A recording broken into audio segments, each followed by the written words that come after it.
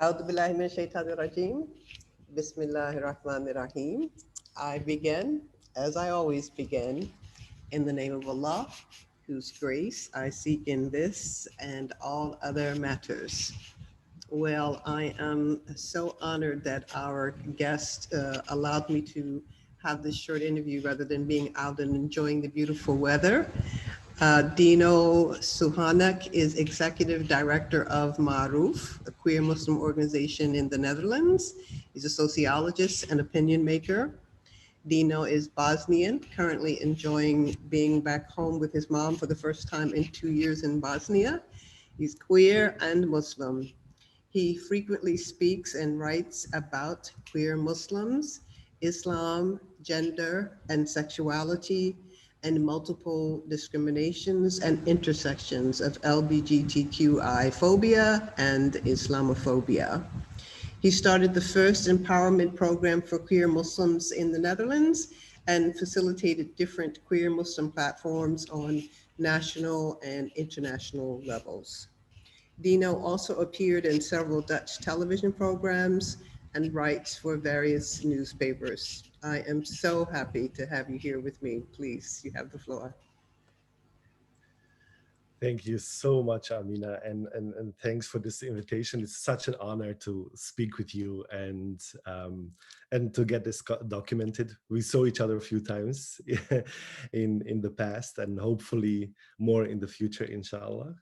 And I have to say that when we were preparing this interview, I was thinking, like, how to tell your life story in a short amount of time, in a relatively short amount of time. And I think that looking back, being back in Bosnia again with my mother, as you said, as you mentioned, I was thinking a lot about the past. And it's extremely funny when I myself and many others, being part of Muslim diaspora all around the world, we tend to not forget, but at least in my case, I tend to push away that past. But sometimes it just comes back with the first smell that you feel in the air when you get back to your country. All the memories come back. So it's so special that we have this conversation now. I'm back in Bosnia after a while. Yes, so as you said, I'm born in Bosnia. Back then, in 1984, Bosnia was still part of Yugoslavia. And it was, for some people, a very good system. It was a socialist system, and it was interesting that on the European continent, you had a country that successfully embraced socialism and helped a lot of citizens just to, be themselves and grow in that system. And my parents, when they talk about it, especially my mother, she's still inspired by that period, because that was period when she was working, when there was no conflict, war, hatred, and so on. And but there was also a bit of a strange side to it, at least in the Yugoslavian socialist system. Being a Muslim was not really appreciated. Let's say it like that. And I noticed that because till I was 6 or 7, I never grew up with an idea that I'm Muslim, or I'm supposed to be supposed to be one. And I remember when I think I was 4 or 5 when I visited my grandmother, the countryside. I remember that the first time I heard adhan from the nearby mosque, that I was standing on the porch of the house, and I was really mesmerized by the sound. And I called my grandmother and said, like, what is going on? What is this sound? What does this gentleman is saying and reading and so on? And then she explained it to me. And then she said, if you want, I can take you to the mosque. And that's coming from a woman that grew up in a Muslim family, but due to socialist system, I would say nobody was really oppressed, but you couldn't upscale in the society if you were publicly or identifying as one, or following religious rituals. So both my grandmothers did fasting in a quite sneaky way, just to not be noticed in the environment. My grandfathers were not against it, but they were aware of these small talks at work and how much they can influence one's vision on individuals. So I'm born into that, and I remember that my grandmother took me to the mosque, but at the same time she didn't know it. But at the same time there was a funeral, there was janaza going on, and I know I was really in a strange way. I mean, of course, it's strange to say I was touched by that, but it was really intense. And I really connected with all these people, with all these rituals. And then I asked my grandmother, like, could you explain what to do, how to do it? And then she told me there's a certain book that we follow, there's a certain tradition that we follow. You can pray, you can fast. If you say kalima and shahada, or if you say shahada, then you symbolically and also with your mind and heart and soul become a Muslim, or testify that you're a Muslim. So she explained the basics, and I was really into that. And then in 1992, when I was 8 years old, the war in Bosnia started. And probably you and a lot of other people that will see this video know that Muslims in Bosnia, also called Bosniaks, uh, experienced a lot. In 4 years of war, we experienced a bombing, being tortured. The genocide happened. I think in public discourses, the genocide in Srebrenica is, I think, the most prominent one. And that experience, because the war happened after disintegration of Yugoslavia, that socialist country, and these small countries tried to figure out their own identity, and suddenly being a Muslim was also part of resistance because you suddenly were marked as one. So it's really funny coming from a period where your Muslim identity, or at least publicly identifying as such, or saying that you're a Muslim, or you do Muslim rituals, was not appreciated. Suddenly you were, whatever you did with that, so there were a lot of Muslims that didn't do any kind of rituals before the war, but they would still be labeled as one, racialized as one. And because of that, because of the name being on the other side, and on the other side, I mean, all the bad things that happen in a wartime. So the war really influenced me as a person, but I also think as a Muslim, because in a wartime you are forced to think about the pointless side of life, the value of your life when you are on a wrong side, when you're on a weaker side, when there's nobody to protect you, and so on. But also the death was so close.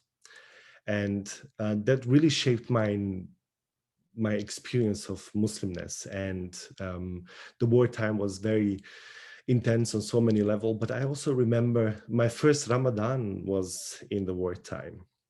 So you can imagine how different, my first Ramadan and remembrance of Ramadan is, of course, that, that beautiful feeling, fasting together with my grandmother, that finally, even in a bad time, was able to express her Muslimness, in a very open way. And suddenly it was also appreciated. I remember the first prayers with my grandmother. I remember the first iftar with my grandmother, and also how my surroundings changed when people started to think, you know, if somebody is attacking me for being Muslim, what is that? What is that being Muslim? So there was a collective consciousness growing around, you know, what is a Muslim? So that period was really inspiring, and of course, having a Ramadan in 4 Ramadans in wartime was challenging on so many levels. And that's the reason why I probably think, you know, when Muslims say we also fast because we want to understand people that don't have enough food, I'm always kind of irritated by that when people say that, because, you know, when you are on that side, when you are that Muslim, you think very differently about the challenges that you have, that supposedly would come from God. And then the war ended. Luckily, alhamdulillah, nobody from my near family was killed, so there was enough reason to celebrate. But then, strangely, the short period of happiness, um, yeah, was there. People were really happy that, you know, suddenly we have that freedom. Suddenly, we are not being bombed. But that enthusiasm went away after the wartime. The economic and political situation was not getting better. The situation there was not getting better. So together with my family, we were discussing about me moving to the Netherlands, because my brother was already there, and some of my family members. So I went to the Netherlands in 2003. I emigrated there as an exchange student. It's always funny to say that because it sounds very chic, but in reality, it was an escape from a country, you know, that wasn't the country where my parents grew up. It wasn't a country that, you know, I'm very proud of my people. I'm very proud of my family and my friends. But the country in itself, the state, the government, the political and economical and social situation there is such a bad level that, you know, I was literally escaping that. I forgot to mention in 1992, when the war started, my mother, my brother, and myself, we were refugees for 3 months in Germany and in the Netherlands. And then my mother, just as many other people that, you know, that emigrated to another country, my mother said, you know, this war cannot last for a long time, and you know, my man, your father is there, and we need to help and support him, and the war will end. But, you know, we came back after 3 months, and the war just, you know, started. So that was also kind of a strange experience, so to say. So my emigration to the Netherlands in 2003, I think a lot of people that had to leave their country, leave their home, recognize that feeling of being powerless, not speaking the language. It's, you know, my English was quite okay, but Dutch is quite different than English. So I needed to learn Dutch and try to figure out how to live in the Netherlands.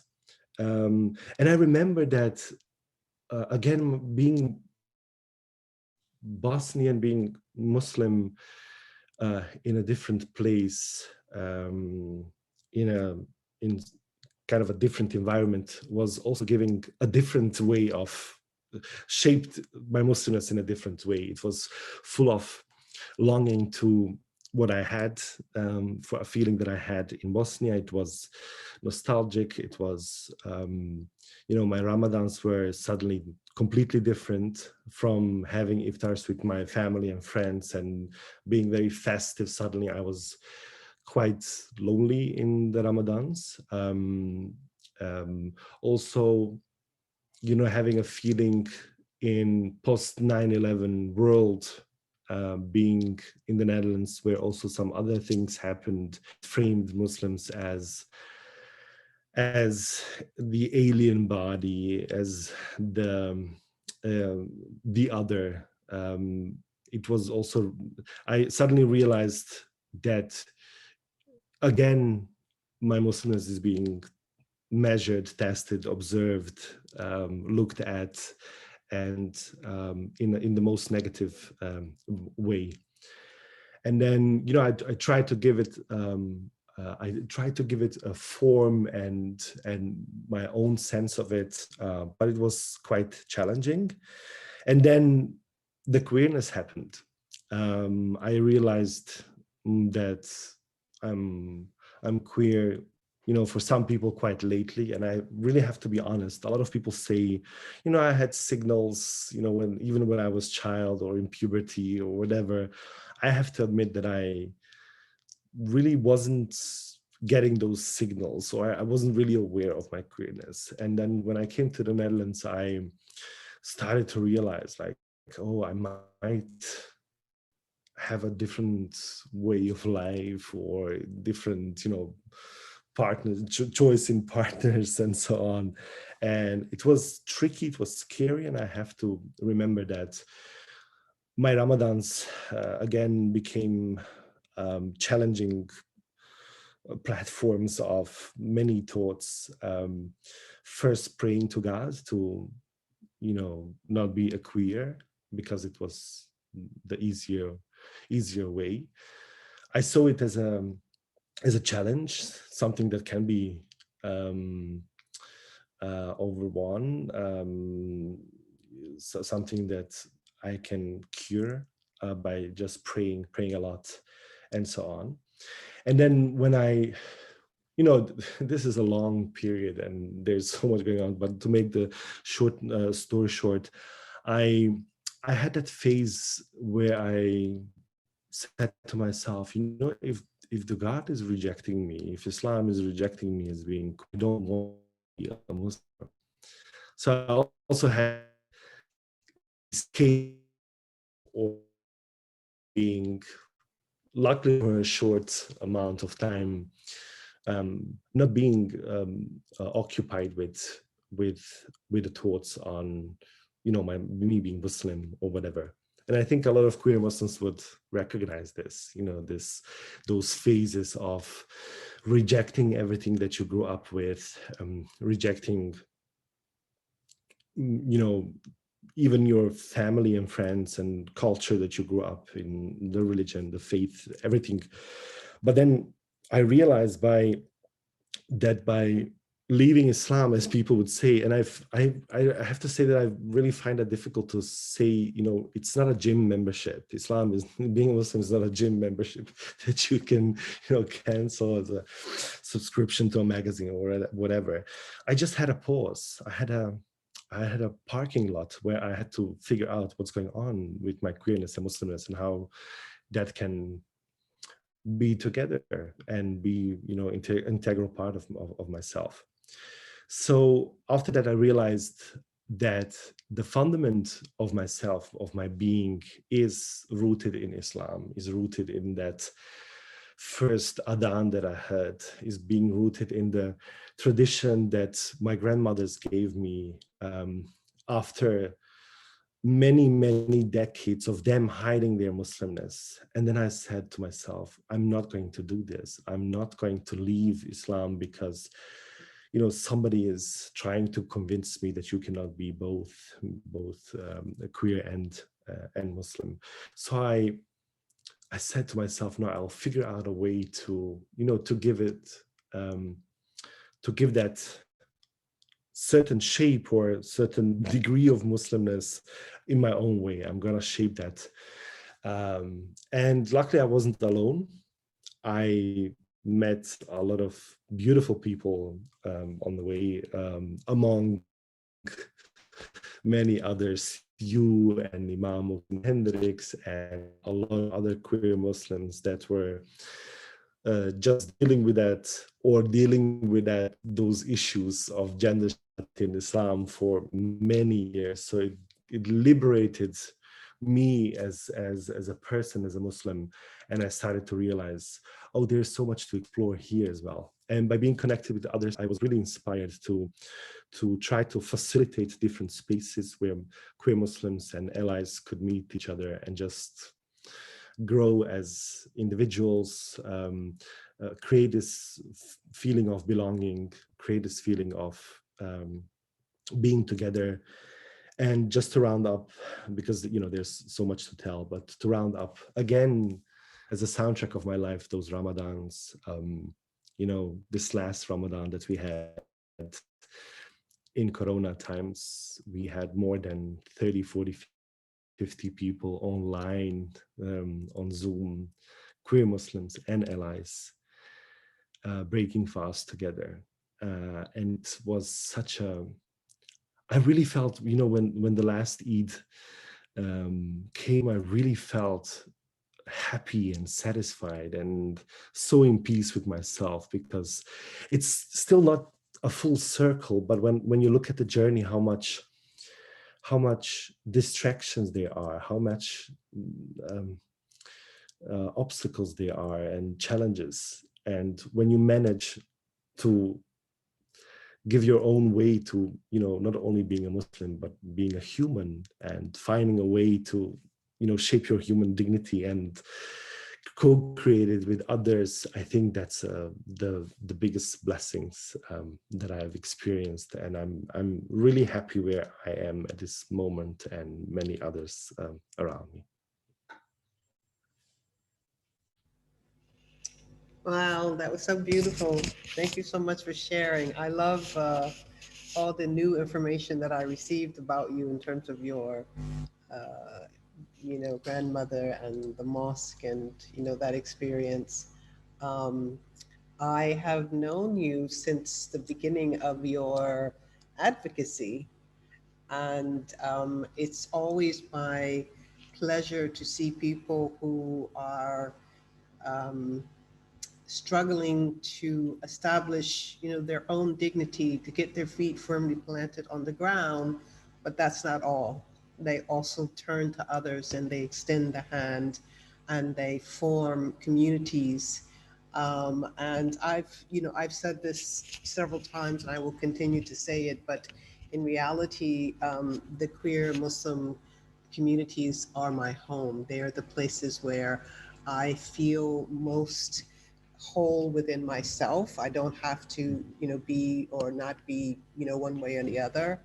And, my own experiences in terms of, Islam and human dignity and, the spirit of compassion and care was such that I struggled even in the dominant, heteronormative community to feel some kind of, full integration with myself and not be limited by, the walls that are put up and the constraints that are asserted.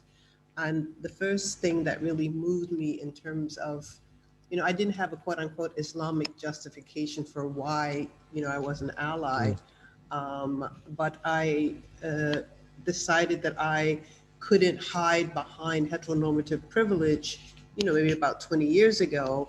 And one of the things that motivated me the most was learning that there would be people who decided for others whether or not their identity as Muslim would be acceptable. I just found that so infuriating. And that was my single motivation in the beginning.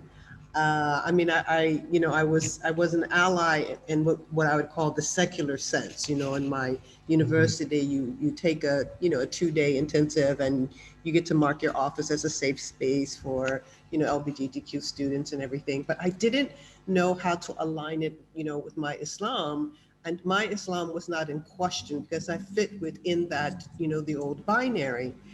My Islam was in question because I had rather radical thoughts and I was Black and I was a woman, but I mean, not in the sense of my sexual identity.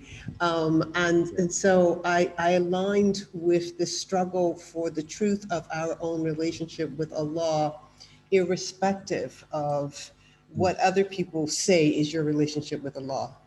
And that's still true.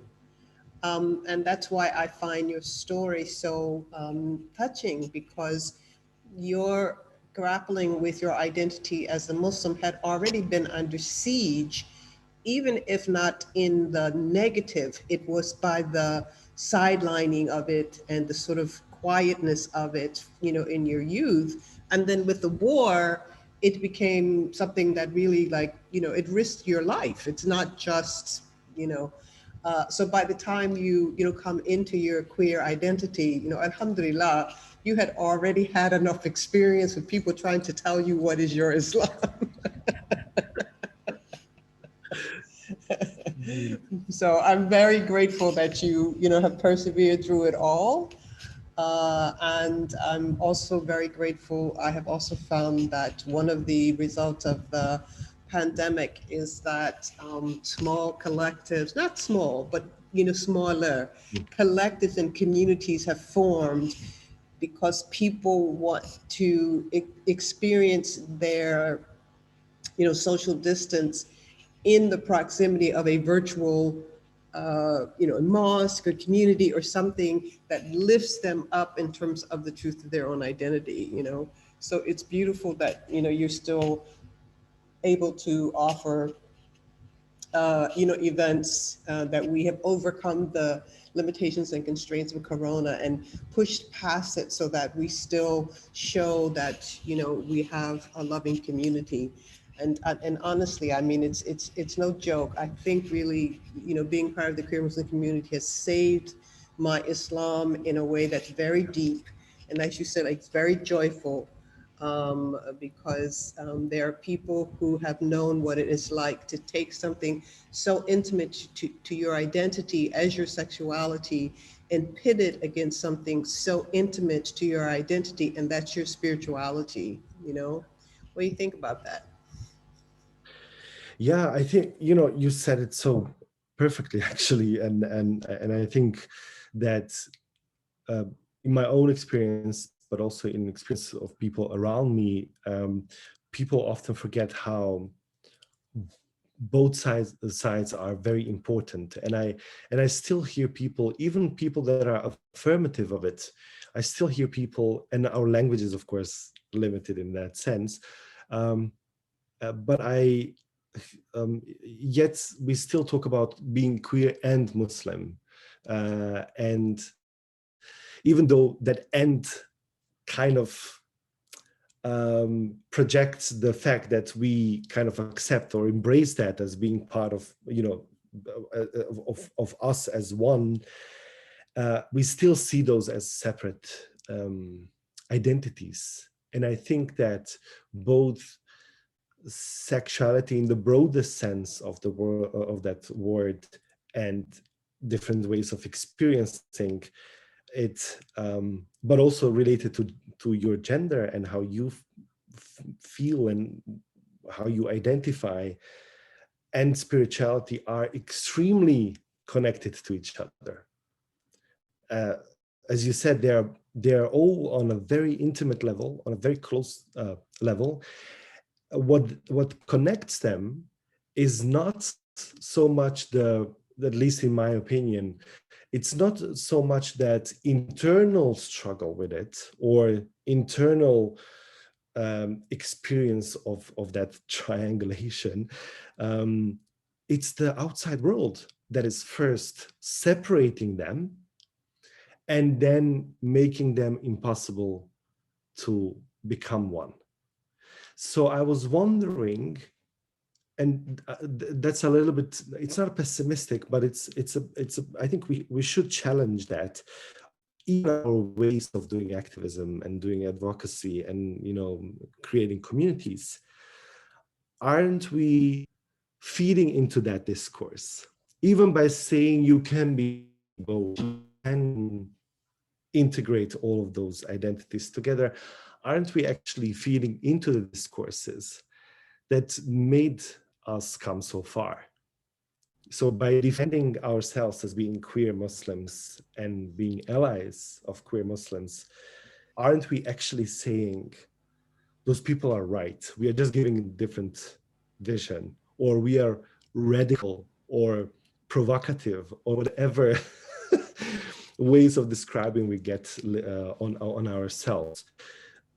So I'm still puzzled by that piece. So I don't have a concrete answer, but I think it's so important to reflect on that together as a community, worldwide, in local context, to just reflect how much of our spirituality, sexuality, gender, and integration of it, and many other axes of identity, how much is that influenced by that surrounding, by the external world, and how we react. Is that always the most effective way? Yeah, it's funny because I just did I'm trying to do the, the basics of Islam from a progressive perspective for multiple reasons. But so I started with a 20-minute, lecture on, what is Islam? And the whole reason why that seems to be a good starting place before I get into anything like the Shahada or Salat and who can lead and, all those kinds of questions that obviously are going to come. I felt like I needed to unpack the ways in which there's a power dynamic being exerted with the word Islam, and that for many of the activists and the progressives that I have worked with over the years, there is always a juxtaposition to the sort of what I would call the neoconservative, hegemonic, patriarchal binary expression of Islam, as if that is the main. And so we're always measuring ourselves along those lines. And in a way that can't be helped. It's sort of like, when you say Black Lives Matter and you have to say to people, yes, all lives matter, but it's Black lives that are being under threat right now. So the reason why we have to make this conversation and insert the word "and" is because it's not taken for granted. Yeah. We have to make the point. And when we make the point with the "and," we are saying we are part of a conversation determining the meaning of Islam and the meaning of queer and the meaning of, gender, and that conversation isn't finished. But at the end of the day, what we really are striving for is to return to the basic karama or dignity that Allah gave each person as a human being. And that is the place where you would not need a label.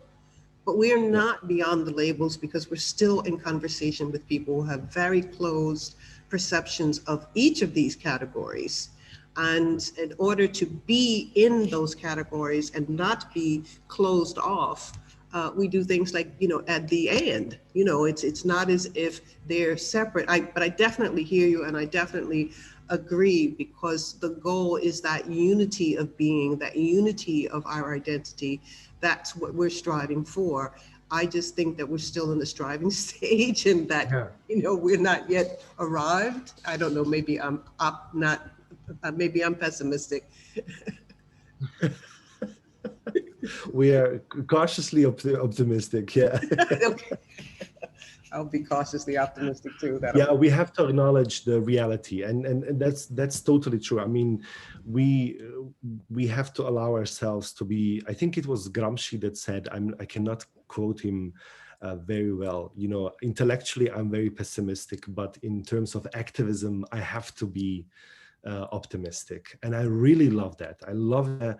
We should allow ourselves to be, even being dramatic in the most in the most queer sense of that word, even, because what I love about that that combination or coming together of queerness and Muslimness is that queerness is actually challenging everybody, not to think only about heteropatriarchal norms in our society and within our spirituality, but it also challenges the way how we see things, how we see the power dynamics, how we see the power structures, hierarchies, the very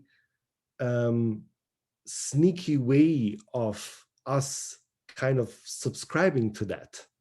even though we are fighting against those norms, even though we are fighting against the institutions that are holding so much power, we kind of have to remind ourselves that what is happening is not okay.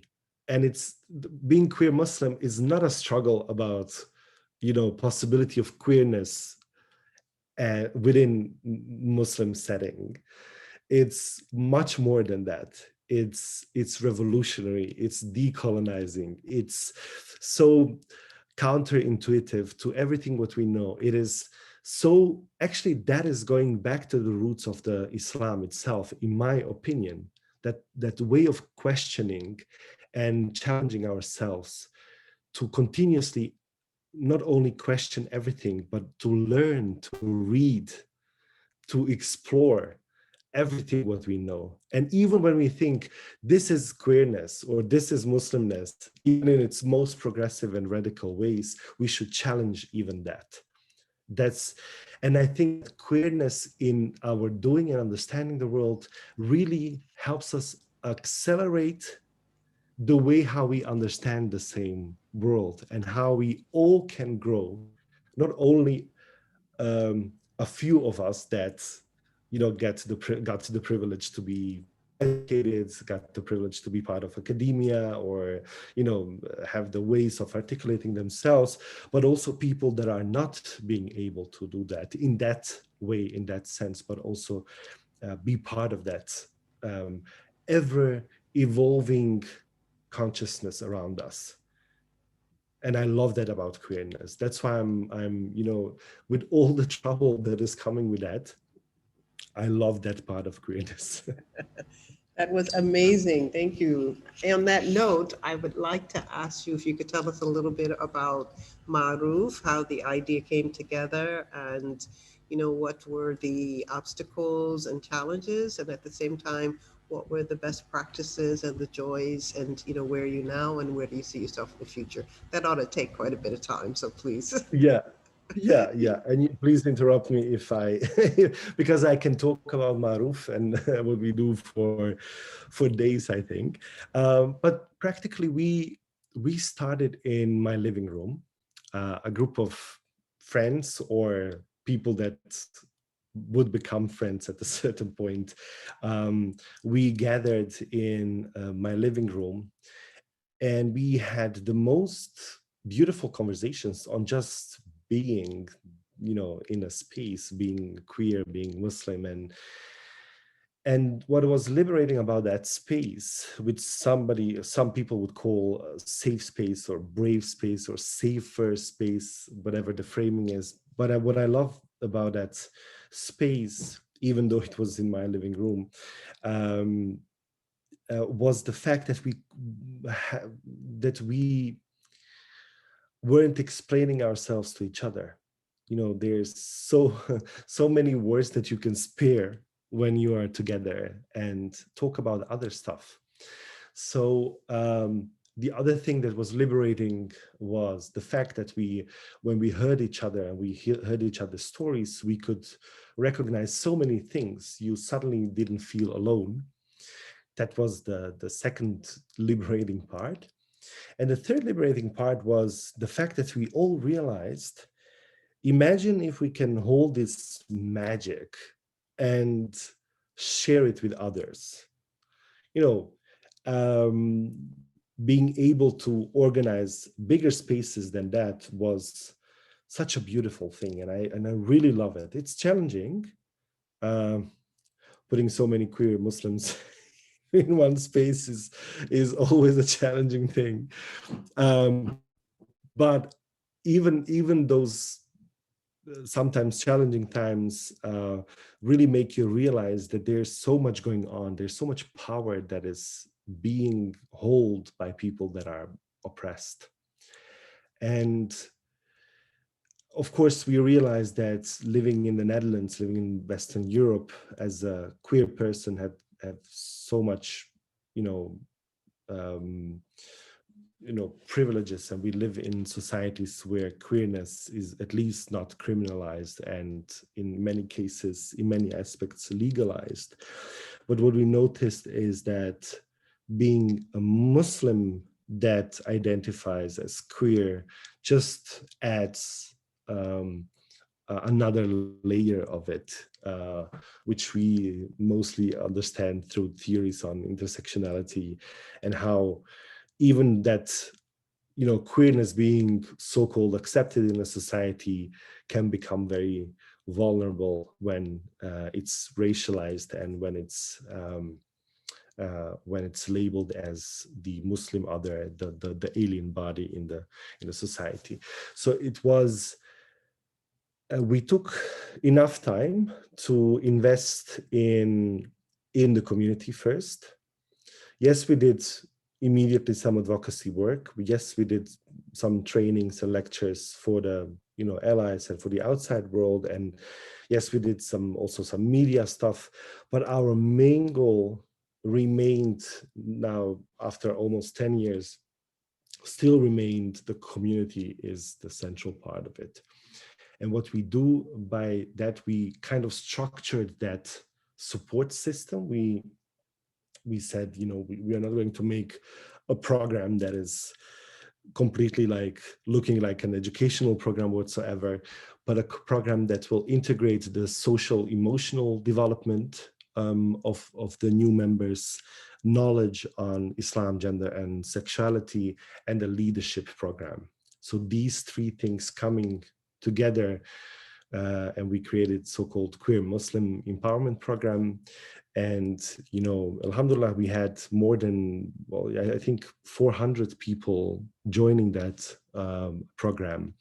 And we organized also some, you know, conferences and activities also on international level, where we saw that there are so many people around Europe, around globe, and you yourself was part of some of those meetings, and you saw the, again, I don't have any other word than magic that happens there, that feeling of lightness, being finally feeling, okay, I'm part of something. And I'm, you know, and I hear that a lot where people say, I suddenly feel part of a whole, and I feel complete. And I think that's the magic that we wanted to keep and make central for, you know, the coming times, inshallah, as well. And yes, as you said, there are challenging parts when you are dealing with some bureaucracy and administrational stuff, looking for funding in already limited resources for queer Muslims is a difficult part. Dealing with the organization, running an organization is a completely different level of engaging with the community. There are so many responsibilities that come with that. The continuous transformation of us as a collective, as an organization, as a movement is a challenging thing. And, you know, rising populism, right and extreme right wing sentiments that pretty much, you know, have the same character as that period prior to war in Bosnia that I talked about. I really get sometimes often anxieties about like where are we heading to, and sometimes it looks like, oh, we are so far and we reached so much, and at the same time I remember that, you know, the war doesn't happen overnight, but that feeling of, you know, the catastrophic changes can sometimes happen overnight. And I'm still worried about it on a personal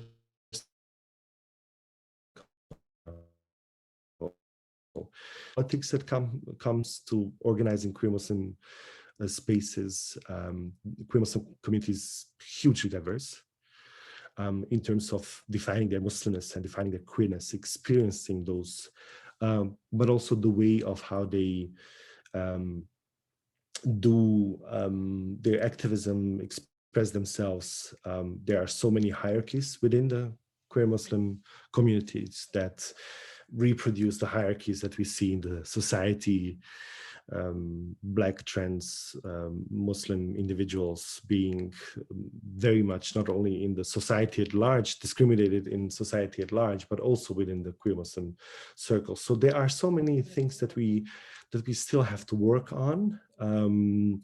There is that part of being queer Muslim, and especially frontliner from queer Muslim community, is also a challenging part, because a lot of us frontliners became somebody after being completely nobody, in the sense of, you know, getting validation and being recognized for the work that we did.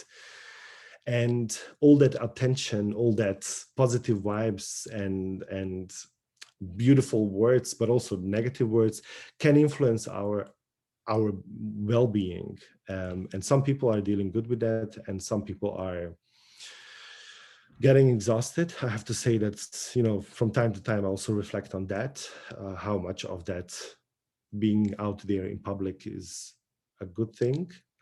Although I remember myself, it's for a greater cause, it's for the movement, and it's much larger than myself. I do have to say that there are moments where I just wish to be invisible, like invisible again, just like prior to my queer Muslim activism. But then I, you know, wake up.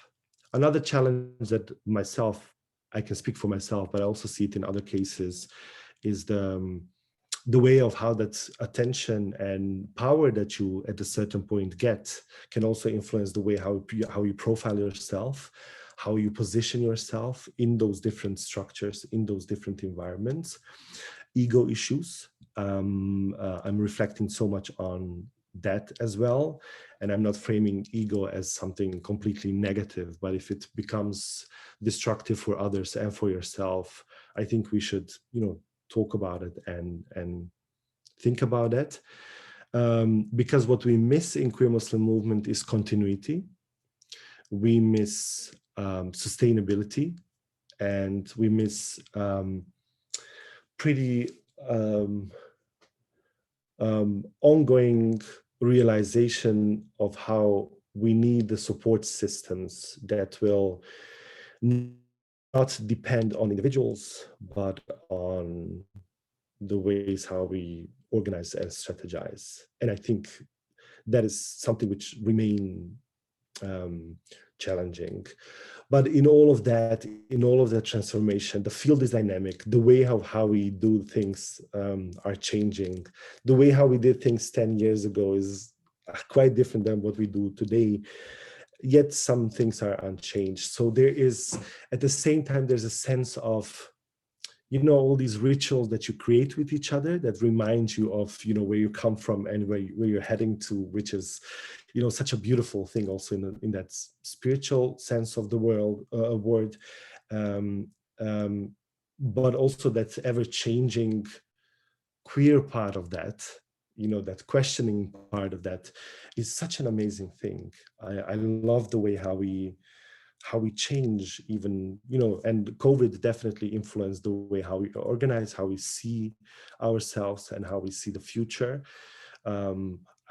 Let's wait for this whole pandemic to be solved on a very, you know, survival level of the of our being, and then maybe come together again, either in Cape Town or in at your place or somewhere in Europe or wherever, or at my mother's place in Bosnia, just to talk about, you know, how to do this and how to move forward with new power and with new faces and with new energy that we need.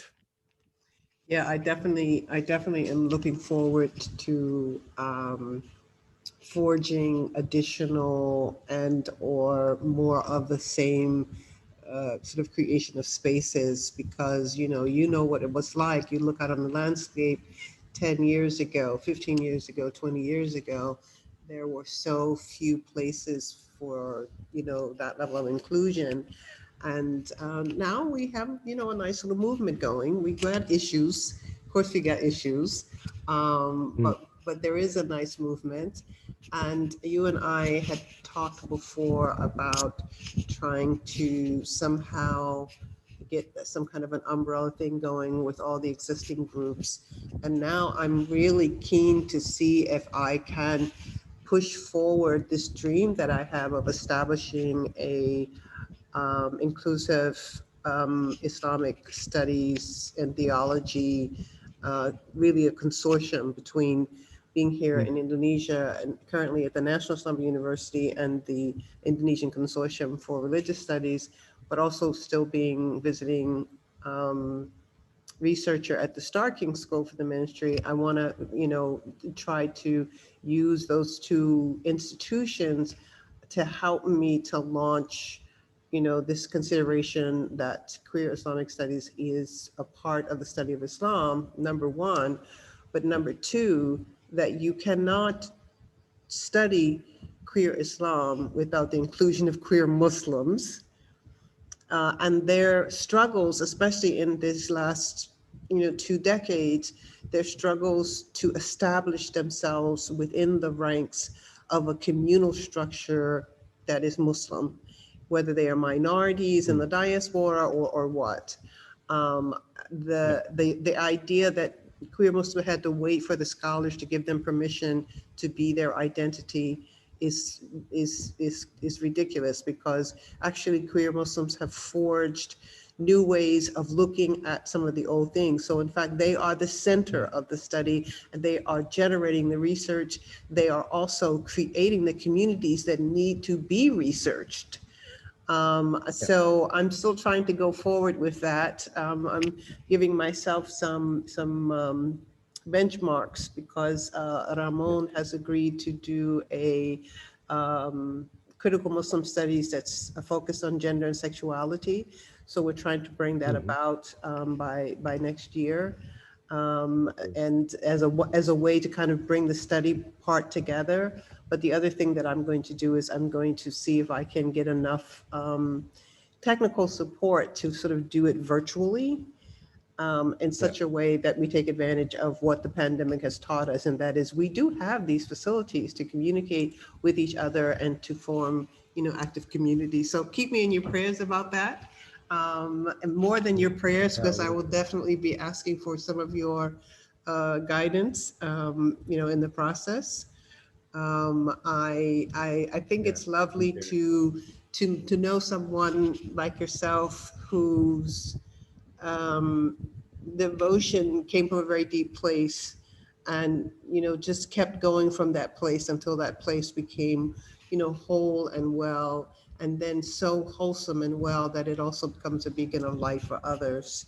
I can't think about it, like 10 years. I've known you at least 10 years, right? Yeah. So I mean, we've gone a little ways down the road together. Yeah, we did, and it was those lovely moments where we met in Cape Town, we met in even in Norway, in the Netherlands. You were our guest. Blackguard at the Remember that? Oh, that experience! I'll never forget that. I'll never forget that. That was such a special time.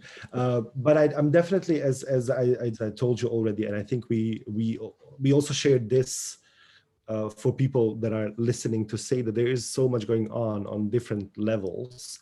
And I love the way how you frame it as queer Muslims being central part of that. Those not only critical Muslim studies, but in general, our ways of understanding and dissecting what Islam is today, and what Muslims are. And it's also fitting into my own academic project that I want to express during the coming years to my doctorate, is that that moment of returning the gaze, even though and moving from queer Muslims as being a data for others, being the ones that are being observed, and returning the gaze not only just to look other way around, but also to destabilize those power structures that we even have in circles where we are not allowed to have that. Part of my contribution would also be give queer Muslims enough confidence and training and support to be able to look at all of those people that are looking, gazing, observing queer Muslims.